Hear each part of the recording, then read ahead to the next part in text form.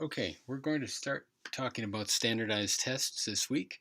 We already talked a bit about them over the weekend, last time we met, but we're going to expand those ideas and talk about a few more details about what they're used for, how you interpret them, the Wisconsin Forward exam, and adaptive testing.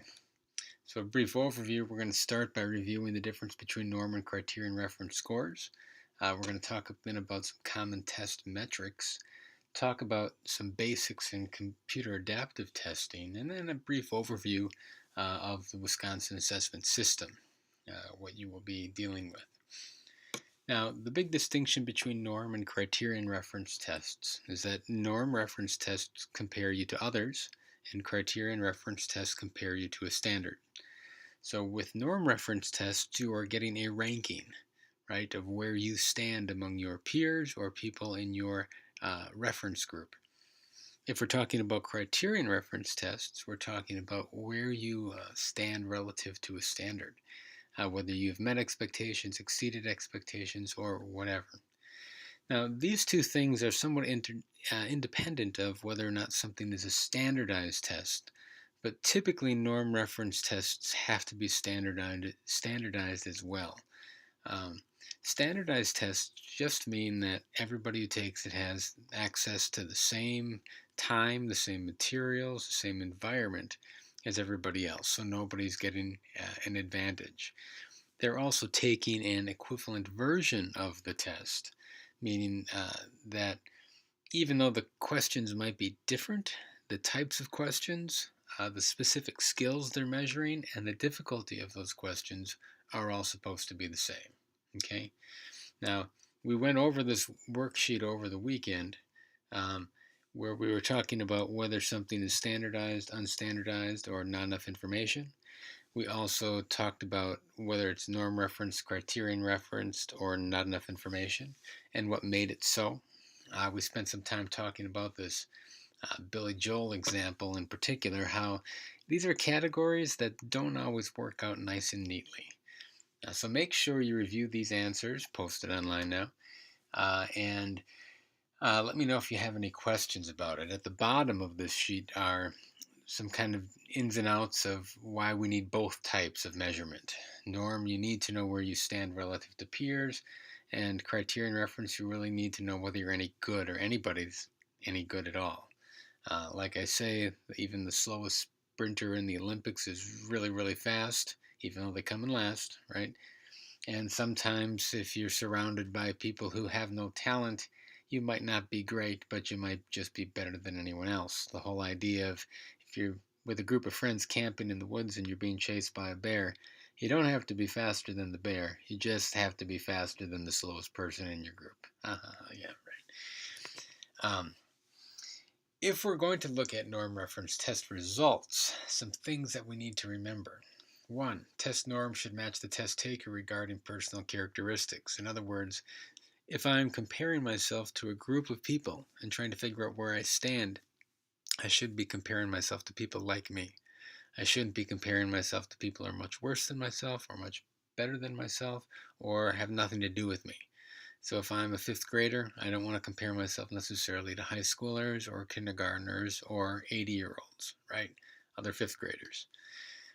Point 2, test norms should accurately represent um, the population they're trying to depict, meaning that when people create these kind of norms under which we compare ourselves or our students to, they typically or traditionally don't actually take all the test scores, say, of all the fifth graders in Wisconsin. They take a small sample, maybe 1,000, 2,000 people of all the fifth graders in Wisconsin, and they kind of generalize out from there. And you want to make sure, one, that those norms accurately reflect Wisconsin. So you can't take everyone from up north Wisconsin and then apply those norms to everyone all over in the urban and suburban areas as well. Likewise, you can't just norm everything on people in Beloit and then try to apply it to everybody else in Wisconsin. You have to take a representative sample. So basically what they do is they kind of mirror what the state looks like. So they might take, 50 people from southeastern Wisconsin, the Milwaukee, Racine area, and then they would have to take maybe 20 people from Madison or that area, and then they just take a couple people from here and there. Now, that would be a very small sample going forward, so they're probably targeting maybe 2 to 5,000 people. These days, technology does make it possible, though, to actually rank you according to where you stand in everybody in the state. It's just not how it's been traditionally done, and it causes some issues, but that's kind of where everyone should be going in the future. Second thing, or third thing, test norms should be up to date, meaning that you can't be comparing yourself to, high schoolers or college students or fifth graders back in the 1920s or the 1800s, right? It's got to be here and now. Academic standards change, knowledge changes, knowledge that's important changes. And if you've ever seen one of those 1800s tests that people had to take to get out of their primary grades, a lot about farming. And unless you work on a farm back in the olden days, you probably won't know a lot of that information. Likewise, they would have no idea of how to answer questions about technology or modern events because it would just be completely foreign to them. So you have to make sure the test norms are up to date. Um, Test norms should be comparable across tests, meaning that if I have different versions of the state test, I should be able to compare those norms. If I have two different versions of an IQ test, I should be able to compare norms across those tests, even though they might score things very differently.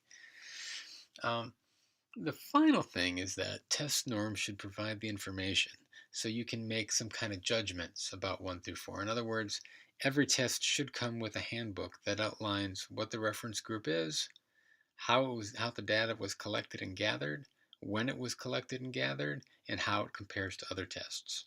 And that way you can feel pretty confident going forward when you get a standardized test or test result about what it actually means. And that's kind of where you come in all this, right? Parents will come to you with questions, and it's important for you to be able to kind of break it down for them in an easy way to understand. We'll find that some things make sense and some things don't really help. It's just the nature of the game.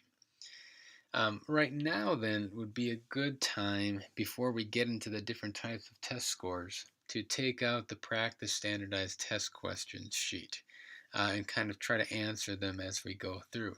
Now, they're not in any particular order. I think it's a good exercise to try to figure out what question is about what.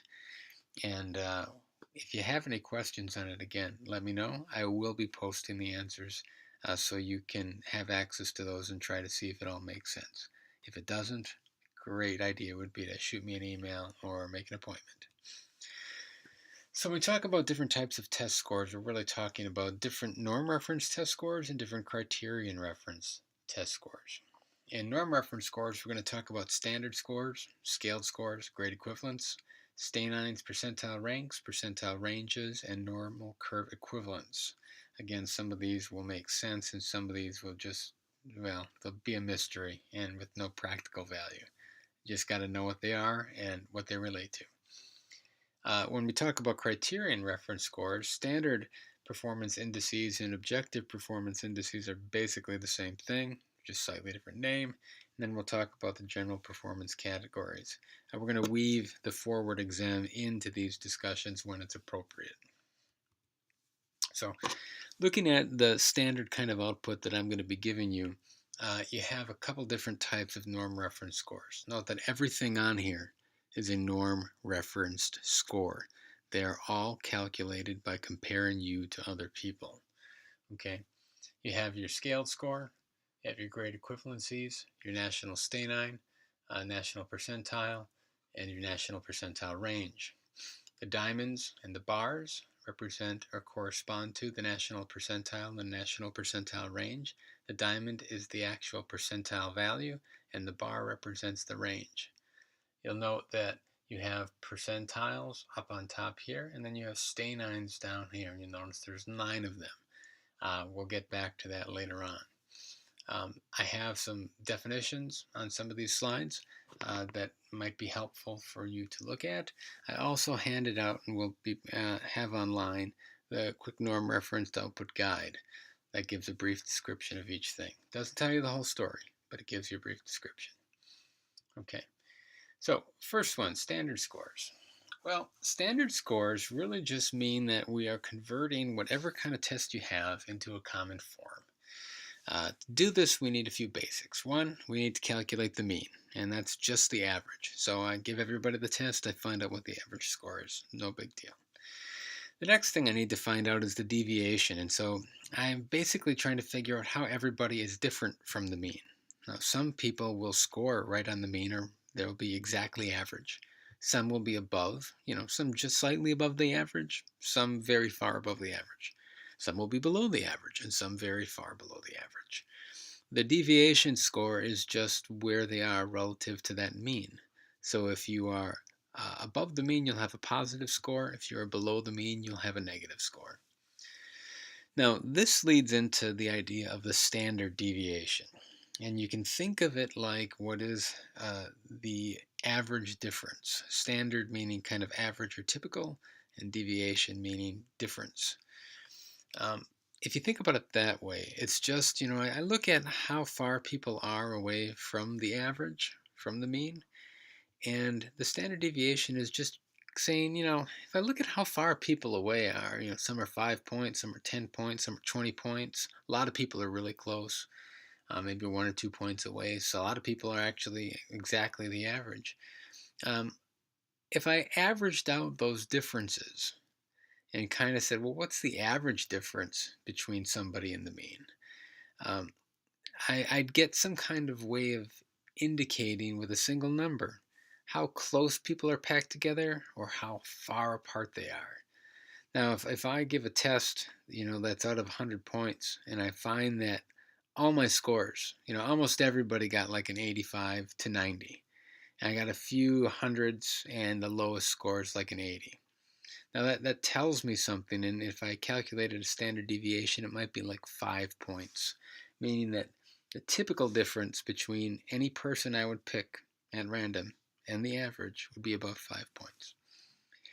If, on the other hand, I had another test, 100 points, and the average score was, say, 60, and I had some people who got like a 10, a lot of people got 20s and 30s and 40s and 50s, some people who got 70s, 80s, and 90s, and maybe I got 100 as well, right? If I looked at how far those people are on the average from the mean, I would have a much bigger number because my scores are much more spread out. So when standard deviations are large, it means that there's a lot of differences between people. When they're very small, it means that there are very few or very small differences between people. Now, the way that all these things come together is through the calculation of a z-score, or what's called a standard score. Now, once we can calculate the z-score, we can transform our scores into almost anything else. And if you've come across t-scores in special ed, or you've looked at any scaled scores, you are working with something that once was a z-score and has been transformed. What you do is you just look at the top part of the equation, and it just takes the individual score, subtracts the average. Again, this will give you a positive value if you are above average, and it'll give you a negative value if you are below average. Then I divide that by the standard deviation, which again is just the typical difference between any individual and the mean. And that gives me a z-score, or basically it tells me how far above or below the mean I am in terms of standard deviations. So if I was one standard deviation above the mean, I would have a z-score of +1. If I was a half standard deviation below the mean, I would have a z-score of -0.5. Now, that doesn't really make a lot of sense to a lot of people because the idea of standard deviation is somewhat sketchy. And I don't really care if you can calculate z-scores because, quite frankly, you probably will never deal with them. The idea behind it, though, is that it gives us a way of ranking people, and it gives us a way to convert one set of test scores to another by first turning them into z-scores, and then, once we're done, we can kind of flip that equation around and turn them into raw scores. So I can take somebody's z-score, I can take a new standard deviation, I can take a new mean, and I can flip all those together to create a new raw score. What this allows us to do then is make kind of apples to apples comparisons across different tests. If you look here, I have test A that has, well, an average score right here, and I see that my range of scores is, it's moderate. If I look at test B, I have a different range, I have a different mean. But if I look at how these both line up with my z-scores, my z-score will always have a mean of 0, and its standard deviation will always be 1. So I go from 0 to positive 1. Well, that corresponds to this score on test A and corresponds to this score on test B. Likewise, if I'm far below the mean, I find that I have a z-score of negative 2, and it corresponds with this score on test A and this score on test B. Now, what we can do then is create some kind of scaled score, meaning that I'm just going to transform my z-score, whatever my original raw scores were, um, into kind of a standard set of values that I will use continuously. Now, I can make my scaled scores whatever I want. If I want to rescale everything from 0 to 10, I can do that. If I want to make it from 0 to 100, I can.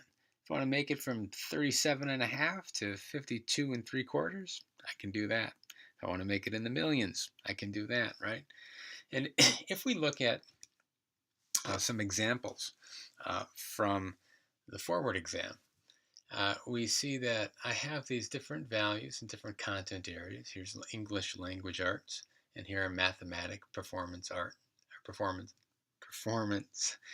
scores. And I have them across different grades, right? A couple things you'll know or notice. When I'm looking at my below basic or my lowest scaled score for grade 3 in English language arts, it's 330. My high is 900. Now, why those numbers?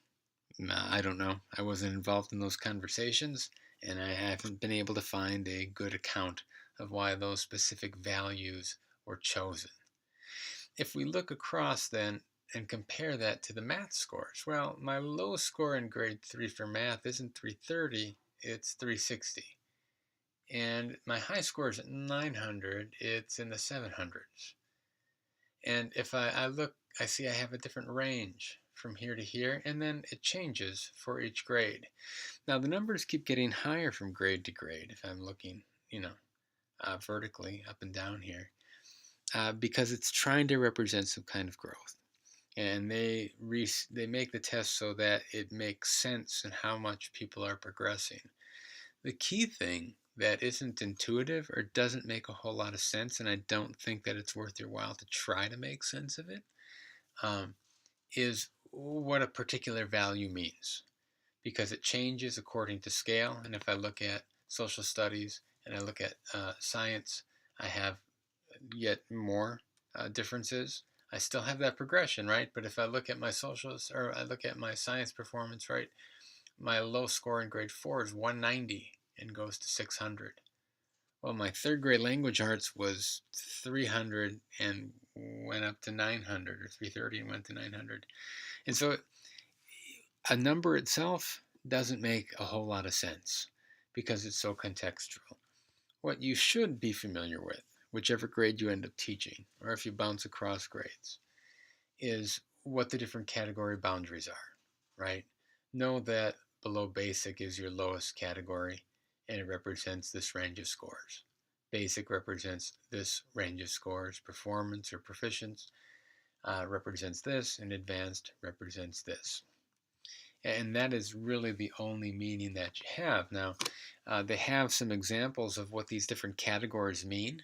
So advanced means, right, that you have a thorough understanding of an ability to apply knowledge and skills. Proficient means that students demonstrates adequate understanding and ability, right? And again, this idea of thorough versus adequate, those are fuzzy words that don't always make a lot of sense, and you'll have to do some figuring out what those things mean on your own and where you want those standards to set. But they've kind of drawn a line in the sand to kind of carve these different scores into these different categories, right?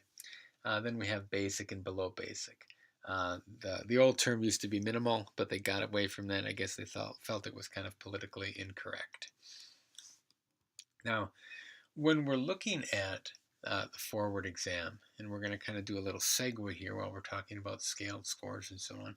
Those scaled scores are the result of looking at all these different subcategories over here on the right, and you get different questions for each section depending on your grade level and the current situation.